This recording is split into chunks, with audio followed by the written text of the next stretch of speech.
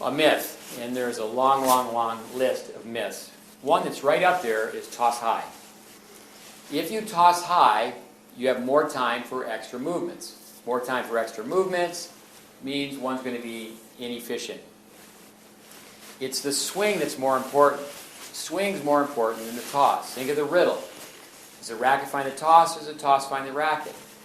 Program your swing so the swing's in the same place each time. Then the toss finds the racket. You should be able to serve with a blindfold on. That's where Bobby Riggs could bet people years ago and say, I'll play you every other game, I'll play with a blindfold on. And he'd serve well. We do a drill where you have to run forward. Want the toss to be out in front, but many times people can't do the drill because they toss so high, they have to stop. Certainly there's a range. The racket's 27 inches from the top of the grip to the top of the racket, about 20 inches out of your outstretched hand. So there's a range. There's no perfect apex. Well, the toss is here every time. The toss varies slightly, but you're much better off to be within a range where you're considered to be someone who has a low toss, not a high toss.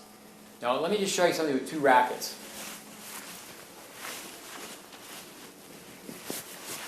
Two rackets that are the same length, and now you tell someone to toss further in front.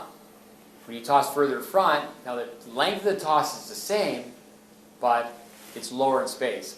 So many times the player who's tossing the ball way into the court, it's an optical illusion. It looks like the toss is much lower than if they toss straight up.